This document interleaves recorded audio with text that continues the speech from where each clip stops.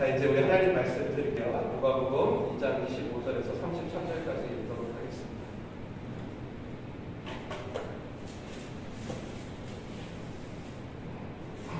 예루살렘에 시몬이라 하는 사람이 있으니 그 사람은 의롭고 경건하여 이스라엘 성령이 그 위에 계시더라. 시작. 그가 주의 그리스도를 보기 전에는 죽지 아니하리라 하는 성령의 지시를 받았더니 성령의 감동으로 성전에 그 아기 예수를 데리고 온지라.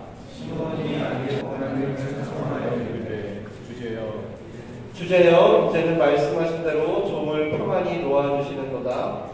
너희 주의 구원을 도와주소니 이는 만민 앞에 예비하신 것이요. 다 함께 읽겠습니다. 이방을 비추는 빛이요 주의 백성 이스라엘의 영광이니이다. 아멘. 제가 잠시 기도하겠습니다. 좋으신 아버지 하나님, 우리가 이 예배 자리에 나오는 것은 사람을 보기 위함이 아닙니다. 인간 목사의 설교를 듣기 위함도 아닙니다. 하나님, 간절히 기도합니다. 우리에게 말씀하여 주시옵소서. 저희가 듣겠습니다. 우리에게 말씀하여 주시고 이 말씀을 받을 수 있도록 성령을 보내셨사오니 이 시간 전하는 자와 듣는 자가 하나님의 권세 있는 말씀을 들을 수 있도록 우리를 주장하여 주시옵소서. 모든 것을 주님께 맡깁니다. 예수님의 이름으로 기다린다는 뜻이에요. 그래서 보통 기다림의 절기라고 하고요. 그리고 그러니까 뭔가를 기다린다는 것이 이 시간, 이 12월쯤 되는 것에 되게 핵심인 거예요.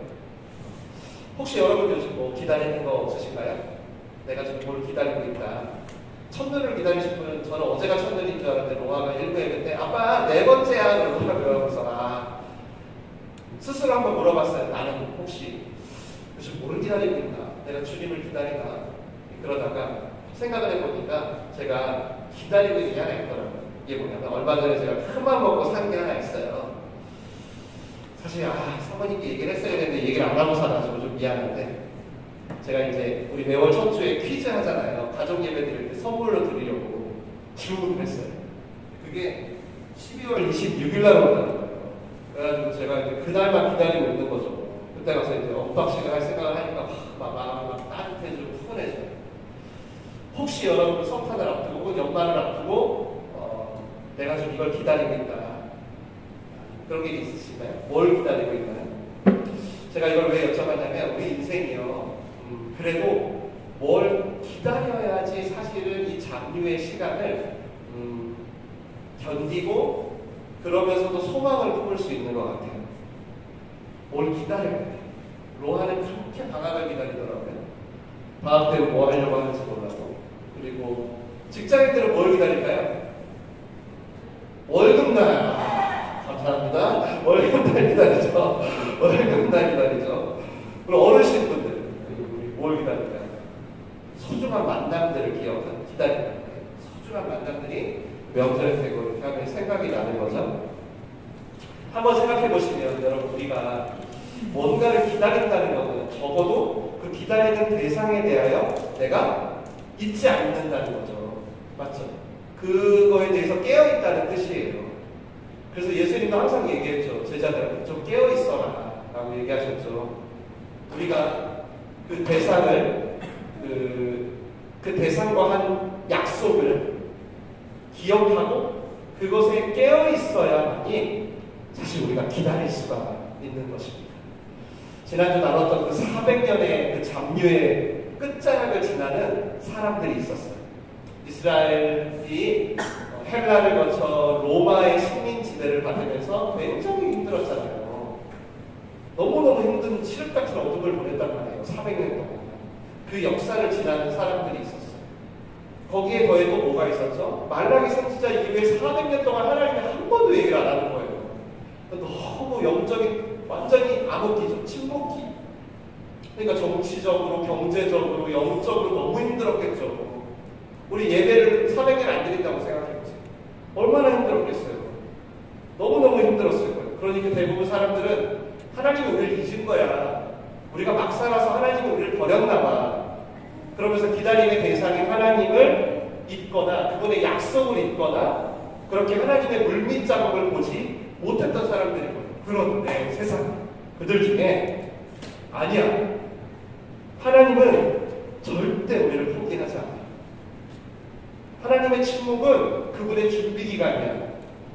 하면서 여러분처럼 하나님의 때를 기다리는 소수의 사람들이 있었습니다. 때가 되면 반드시 오셔서 우리의 상처와 눈물을 닦아주실 거예요. 오늘 본문에 그 소수 중에 한 사람이 등장합니다. 그 사람의 이름은 바로 시므온입니다. 이분은 아주 평범한 할아버지이셨어요. 그래서 그분이 어느 출신인지 어떤 가문인지 나오지 않습니다. 그리고 성경에도 오늘 여러분이 읽은 곳 딱 한 번만 나오세요. 아마도 성경께서 그 할아버지가 참 잘 기다린다 그런 기다림의 모습 때문에 성경에 이렇게 남겨주신 것 같아요. 기다림의 사람 시므온인 거죠. 그럼 시므온은 여러분 뭘 기다렸을까요? 25절 우리 같이 한번 읽어볼까요? 시작. 예루살렘에 시므온이라는 사람이 있으니 이 사람은 의롭고 경건하여 이스라엘의 위로를 기다리는 자라 성령이 그 위에 계시더라. 아멘. 뭘 기다렸다고요? 이스라엘의 위로를 기다렸다고요. 의롭고 경건하고 성령이 충만했다는 걸 보면 일단 이분은 늘 말씀을, 이때는 신약 성경이 없으니까 늘 구약 성경을 가까이 했던 것 같아요.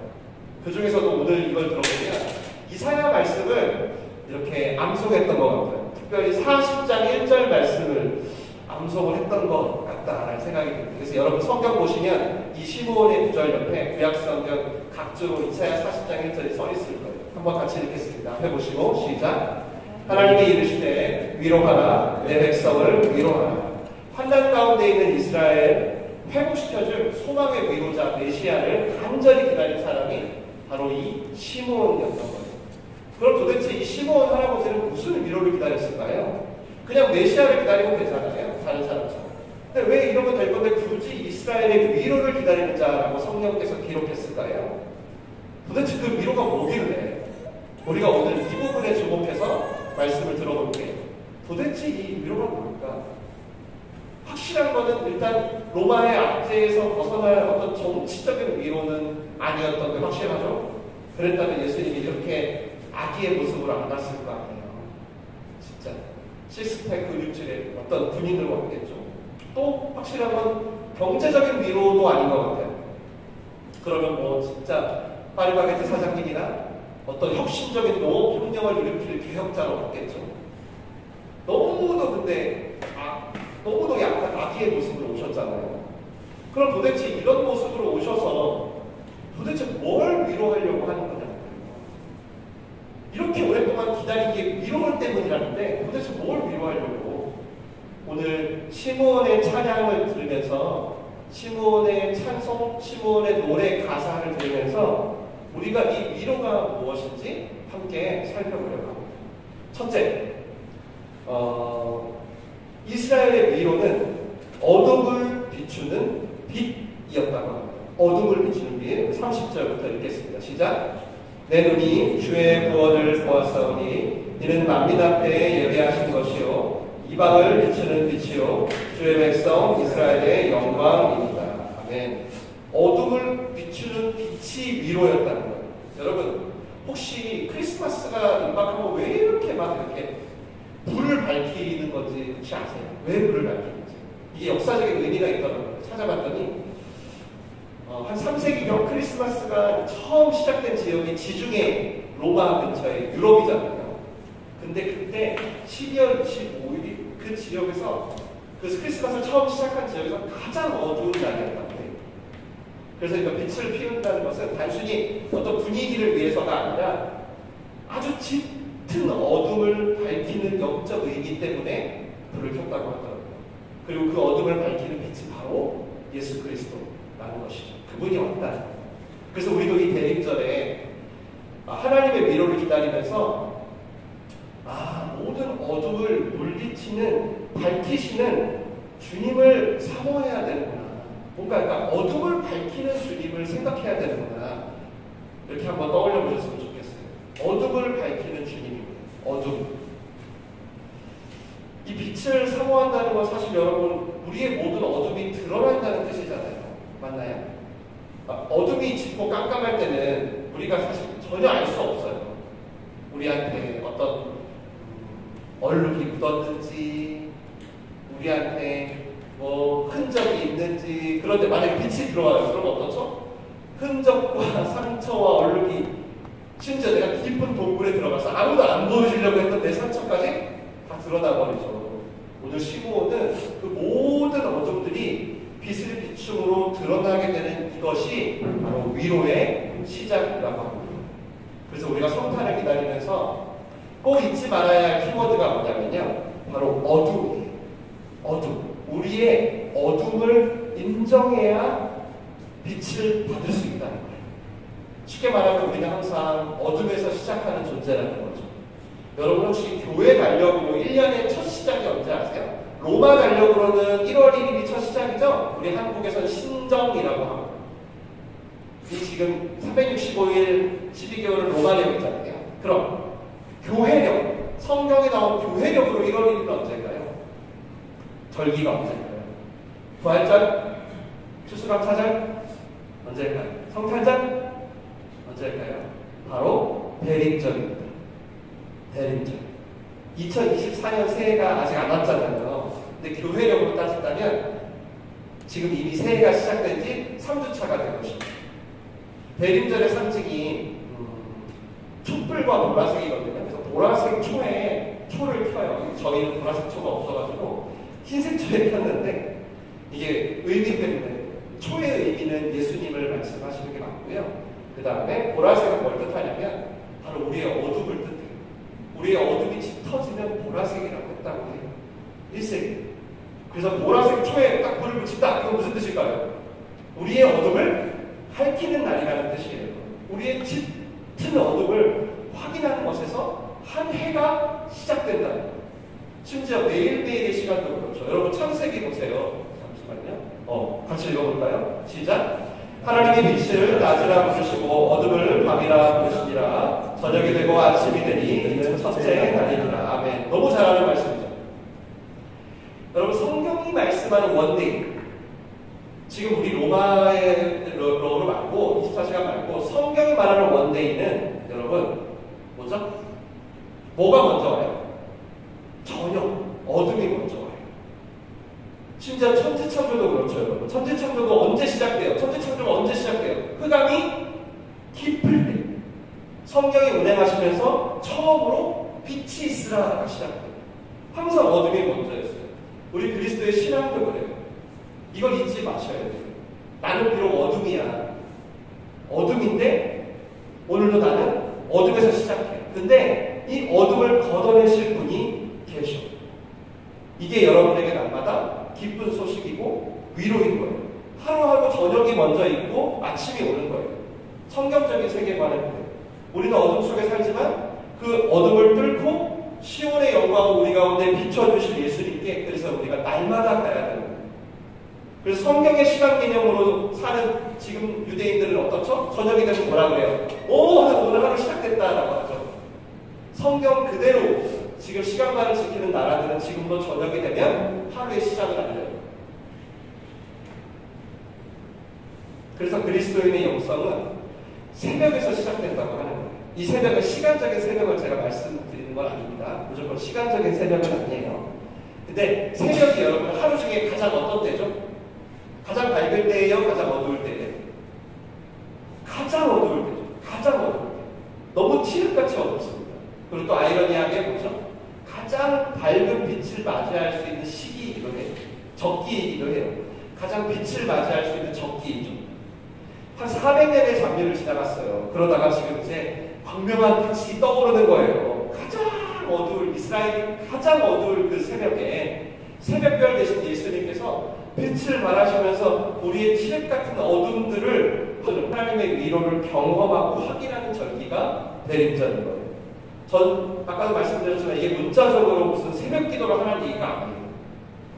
이 새벽은 우리의 짙은 어둠을 의미해요. 우린 여기서 출발한다고요. 여러분의 인생은 짙은 어둠의 공간들이 있어요. 우리가 주일 예배 와서야 그나마 죄를 안 짓지. 오늘 대표기도 한 사람처럼 우리는 늘 어둠에서 시작해요. 우리의 본성이 가만히 있으면. 거기서 깨어서 빛을 기다리라는 거예요. 너의 어둠을 네가 걷어내는 게 아니라 내가 드러내주고 내가 걷어내주겠다는 거예요. 그렇게 하나님의 위로는 인간에게 시작될 거라는 거예요. 그리고 두 번째, 시몬이 기다린 하나님의 위로는 온 천하 만물의 주제를 만난 것입니다. 이 주제여라는 말이 무슨 뜻이죠? 절대적인 소유권자를 말하죠. 절대적인 통치권자를 뜻하죠. 즉 예수님을 통해서 우리의 주제권이 바뀌는 것이 이스라엘의 위로라는 거예요. 이건 제가 굉장히 자주 설교를 했던 내용인데요. 한번 또 들으세요. 우리가 예수 믿고 구원받는다는 게 여러분 뭐죠? 제가 이거 여러 번 설명했죠. 예수 믿고 구원받는다는 게 무슨 뜻이에요? 지독하게 나밖에 모르는 내가, 나를 위해 사는 내가 주인인 내가, 심지어 하나님마저도 이용해 먹는 내가 뭐예요? 그렇게 살았던 그동안 나의 죽음을 맞이하는 거예요. 그리고 어떻게든 나를 위해 살던 내가, 하나님을 이용해 먹던 내가 나의 죽음을 받아들이는 거예요. 그리고 예수님을 나의 주제로 영접해서 다시 살게 예수를 믿는 거예요. 모든 종교는 누구를 위해 믿을까요? 자기 자신을 위해 믿습니다. 나의 안전과 나의 안위와 나의 개발을 위해 믿어요. 그러나 기독교는 그걸 정면으로 충돌시킵니다. 그래서 바울이 그런 얘기를 하죠. 다시는 나를 위해 살지 않고 이제는 나를 위해 죽으시고 부활하신 예수를 위해 살게 함이니라.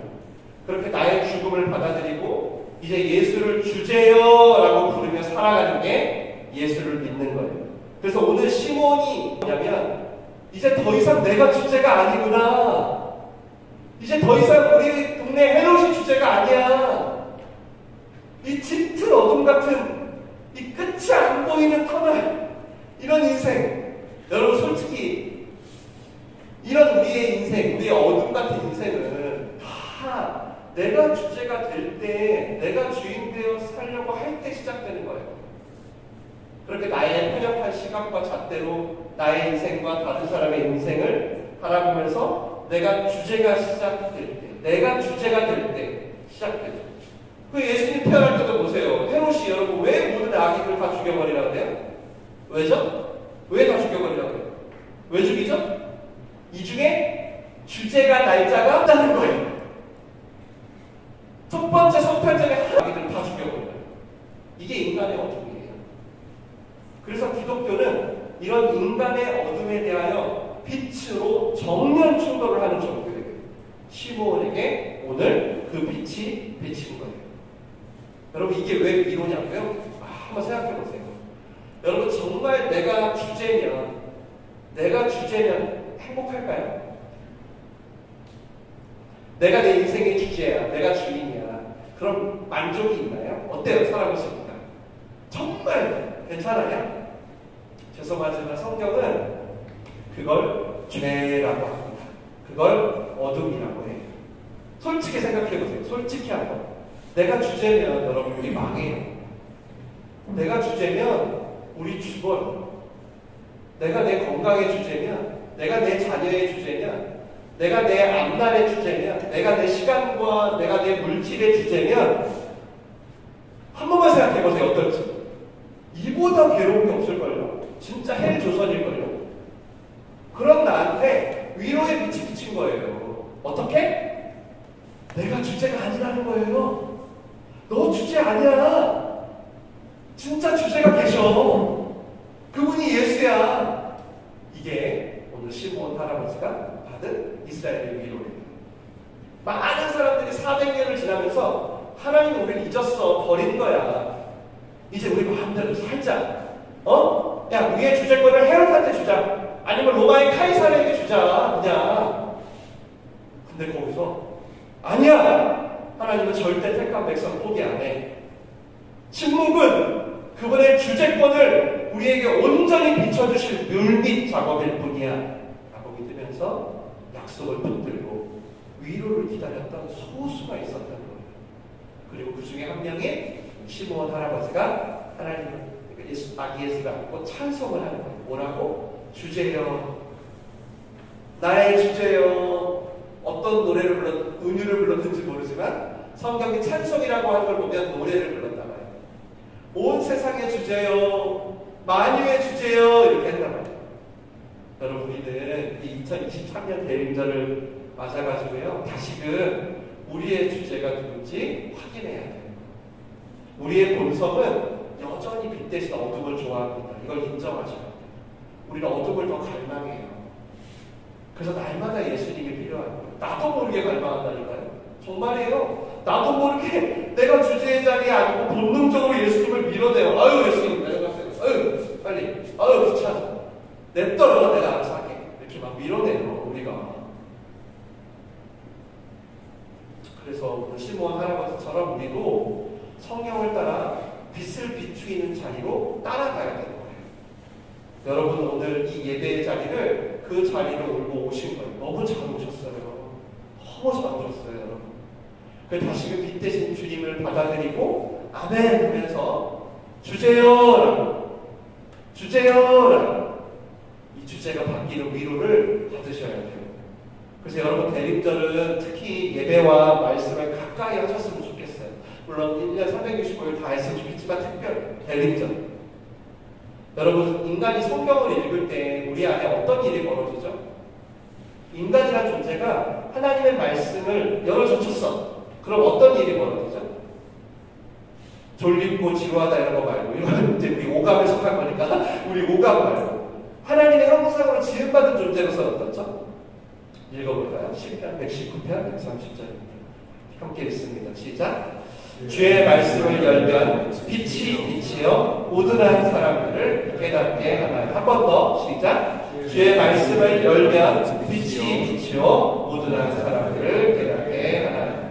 여러분이 이 대림절 단 한 절이라고 주제여 하면서 말씀을 받으셨다면 여러분의 모든 어둠마다 주의 빛이 비추는 위로가 임할 것입니다.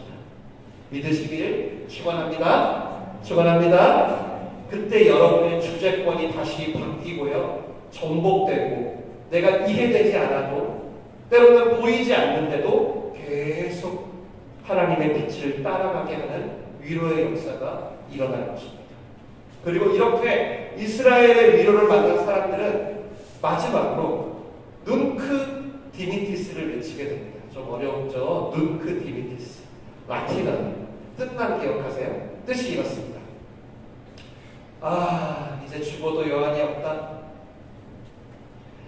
죽어도 여한이 없어. 너무너무 충만하다. 이게 눈크 디미티스예요. 우리말로는 이렇게 번역됩니다. 29절 읽겠습니다. 시작. 이제는 말씀하신 대로 종을 평안히, 다같이 시작. 이제는 말씀하신 대로 종을 평안히 놓아주시는도다. 이걸 라틴어로 그 디미티스라고 해요.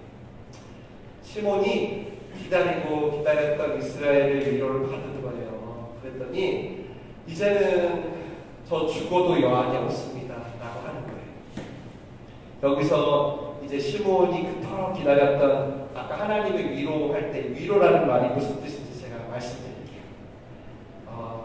이렇게 기다렸던 위로가 파라클레신이라는 말로 쓰였는데 이런 뜻이에요.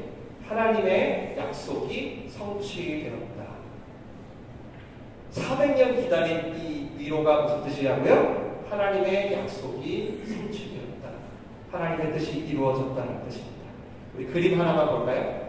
제가 사실 이런 거 잘 안 보여드리는데, 누가 그렸을까요? 빛의 화가로 유명합니다. 빛의 화가. 바로 그 시대 레모를 시작해. 예레미야? 렘브란트. 아멘. 다음부터 아멘 하세요. 렘브란트. 맞아요. 네덜란드 화가죠. 바로 그 시대 가장 유명한. 이 그림은 렘브란트. 이런 그림을 뭐라고 하죠? 유장이라고 하죠. 유장. 제목은 시몬의 노래입니다. 시몬이라고 노래를 부르는 모습을 그렸답니다. 렘브란트가 찾아보니까 일생이 진짜 고로웠더라고요. 정말 뭐 가정, 뭐 개인, 일터 어느 할 거 없이 장류의 시간이 너무 길고 너무 괴로웠더라고요. 와, 그렇게 겪으면서 이제 마지막 호흡을 앞두고 있었나 봐요. 그때 이 그림을 그린 거예요. 오늘 우리가 읽었던 시므온 할아버지의 모습이죠. 그래서 보통 이 그림을 보고 렘브란트의 일생의 신앙 고백이 아닌가라고 해석을 하더라고요. 내가 인생을 돌고 돌아서 마지막 정착역에 와보니까 오직 예수님께서 내 앞에 계시는구나 하는 렘브란트의 루크 디비티스인 거죠. 그림 여러분 잘 보시면 이 고귀하신 아기 예수님을 좀 손으로 어때요? 보이나요? 제대로 잡지도 못하고 있어. 아기 무슨 뭐 벌서고 있는 것처럼 벌서고 있는 것 같아요. 제대로 파지를 못해. 막 보들보들하면서 어쩔 줄을 몰라 하는 거예요. 할아버지가 만유의 주제이신 예수님이 내 앞에 계시다 하면서 막 어쩔 줄을 몰라 하는 그 시므온의 모습이 굉장히 인상적입니다. 물론 시므온이 정말 이렇게 안 하는지는 잘 모르겠어요. 그런데 렘브란트는 자신의 마음을 투사한 것 같아요. 투영한 것 같아요. 이 시므온의 오늘 노래를 듣고요. 여러분, 렘브란트가 빛의 화가로 유명하다고 그랬죠? 아주 유명합니다. 빛을 잘 쓰는 사람이에요. 평생 빛을 그렸던 사람이에요. 근데 인생 마지막에 가서 참 빛 대신 그리스도를 만난 거예요. 참 주제이신 예수님을 만난 거예요. 그리고 고백하는 거죠. 주님, 이제 죽어도 여한이 없습니다. 디비티스. 사랑하는 여러분, 제 생각에 그리스도인은요, 이때 가장 기쁜 게 맞는 것 같아요. 이때가 가장 큰 위로와 회복인 것 같아요. 내 백성을 위로하라. 너가 그리스도를 보기 전에는 죽지 아니하리라 하셨던 약속의 말씀이 이루어진 거예요. 여러분, 하나님의 형상으로 창조된 인간에게 가장 큰 위로가 뭘까요? 제가 이번 주 내내 설교 준비하면서 생각해봤어요. 모를까? 지금까지 살면서 내가 어땠나? 다른 사람은 어땠지? 믿음의 선배들은 어땠지? 성경은 어떻지? 보고 또 봐도요. 결론은 뭐냐면요. 하나님의 뜻이 이루어지는 걸 보는 거예요. 하나님의 뜻에 여러분이 참여하는 거예요. 하나님의 약속이 성취되는 현장에 있는 거예요. 내가 어찌 되든지 만유의 주제이신 그분의 뜻이 이루어지는 게 여러분 진짜 위로 중에 위로요. 영광 다시 기다리는 시간인 거예요. 그래서 이렇게 기뻐하는 거예요. 그래서 교회력의 시작이 대림절이 아닌가 싶어요. 약속이 다시 성취되기 시작하는 때구나. 이왕이면 여러분 렘브란트처럼 호흡이 다 끝날 마지막에 눈크 디비티스 하지 마시고 죽어도 여한이 없을 만큼 그 한량없는 기쁨과 위로가 지금 여러분의 삶에 다시 시작되시기를 축원을 드립니다. 그랬으면 너무 좋겠어요. 말씀을 정리하겠습니다. 여러분, 만약 크리스마스를 생각해도 위로가 없고 기쁘지 않다면 오늘 설교를 복기해 보시기 바랍니다. 예수님은 우리의 위로가 되기를 원하셔서 이 땅에 오셨습니다. 어떤 위로죠? 먼저는 우리 인생의 시작은 짙은 어둠일지라도 뭐예요? 끝내 우리의 새벽녘에는 시온의 영광을 비춰질 것이다 라는 위로입니다. 여러분을 지금 아주 꽁꽁 싸매고 잠을 맞으시는 여러분 되시길 축원합니다. 또 어떤 위로죠? 예수님이 여러분의 주제여 이렇게 다시 고백하고 찬양하게 하시는 위로예요. 내가 여전히 주제가 되고 싶은 욕망이 있으시다면 죄송하지만 어쩌면 여러분에게 회로처럼 성타는 기쁨이 아니라 두려움일 수도 있겠습니다. 우리를 구원하고 위로하려고 오셨잖아요. 그러니까 여러분이 예수를 주제라고 왕이라고 고백만 진정으로 할 수 있다면 성타는 여러분에게 반드시 축제가 될 것입니다. 진짜 왕이 오셨구나. 그럼 나는 이제 진짜 왕만 의지하면 되네. 나 저 왕만 따라가면 되는 거야. 그렇게 고백하는 자들에게 오늘 시므온 할아버지에게 임했던 하나님의 위로가 임하는 것입니다. 하나님은 똑같으니까. 주제요. 네, 성탄절 기쁘지 않고 왠지 우울하게 느껴질 때마다 이 고백 꼭 하시길 바래요. 아유, 한번 따라해야겠다. 자, 주제요라고 부르면 됩니다. 시작. 주제요. 옆 사람을 부르고 부르지 마세요. 옆 사람이 주제는 아니니까. 예수님 생각하면서 한 번 더 시작. 주제요. 네, 좋아요. 여러분이 이 고백을 분명히 하면 할수록 다시금 성탄의 온전한 위로가 기쁨이 회복될 것입니다. 그리고 마지막으로 그렇게 주제요라고 부르시면서 대림절을 지나가요, 우리가. 그러면 우리를 통해 뭐가 일어나요? 하나님의 약속이 성취되는, 죽어도 여한이 없는 위로가 임한다는 거예요. 아, 그래서 박수 칠 뻔했어요. 한 번만 칠까요? 죄송해요. 우리 목사를 따라서 하나님께 감사의 박수 한번 드리겠습니다. 더 크게 한번 해주세요.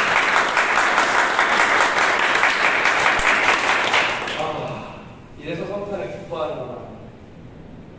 여러분, 죽어도 여한이 없을 이 하나님의 위로가 여러분에게 임할 줄 믿습니다. 다시 한번. 죽어도 여한이 없을 하나님의 위로가 여러분에게 임할 줄 믿습니다. 솔직히 여러분, 우리가 하나님 말씀에 순종해봤자 얼마나 잘 순종하겠습니까? 안 그래요?